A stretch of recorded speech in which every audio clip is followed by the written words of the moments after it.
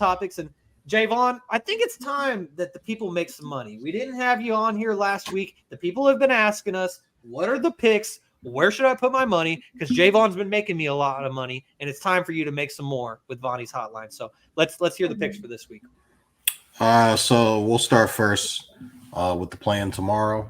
So yeah, two of these picks are going to be part of the plan. Got Lakers money line. I just think LeBron's going to go in kind of similar to how they were the yesterday, and kind of just take over in a sense. And he's getting a day's rest here. I think 80's probably going to be good to go. I think we'll see the Lakers start to fire off on all cylinders.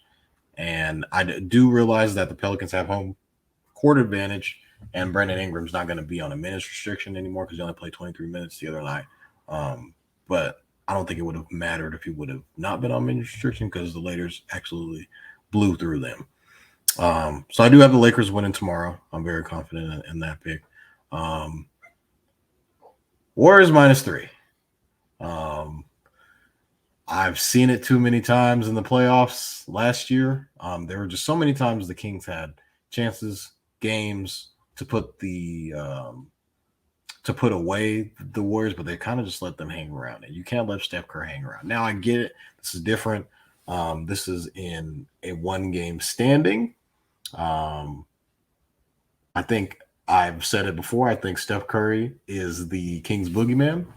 Kings fans may or may not agree with me, but let's pull up the film from Game 7 last year, and we'll see how that 50-piece feels.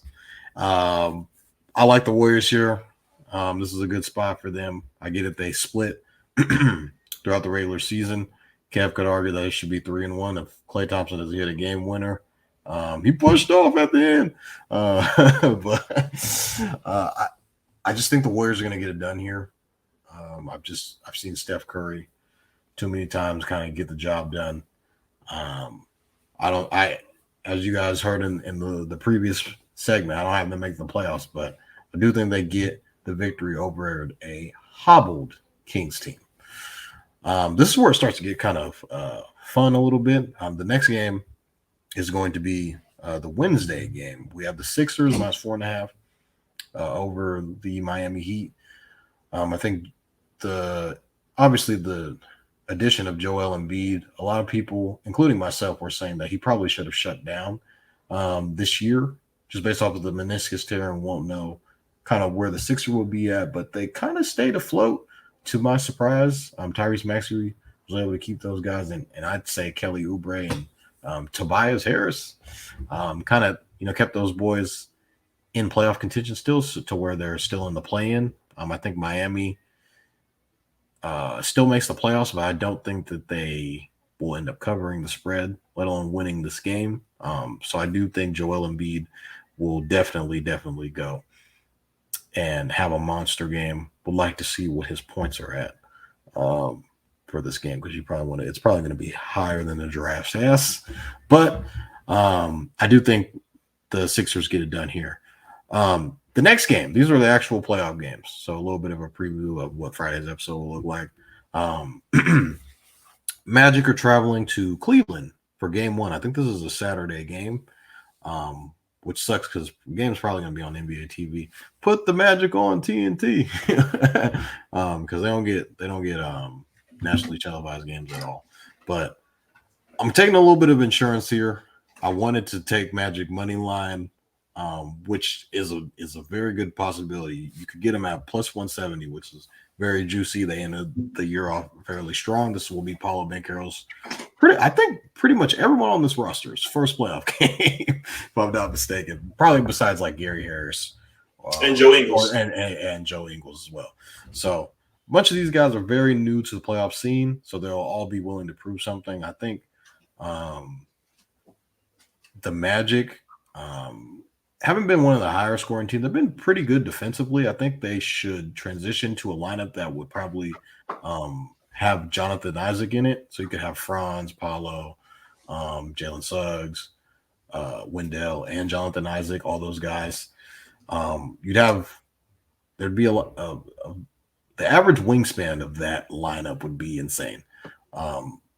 Cleveland has been kind of reeling throughout towards the end of the season. I thought that when they were missing Darius Garland and Evan Mobley, they were doing fairly well without them. This could maybe have something to do with the dynamic of Donovan Mitchell and Darius Garland. Maybe that it won't work and it's a little bit redundant, and maybe we see Donovan Mitchell leave.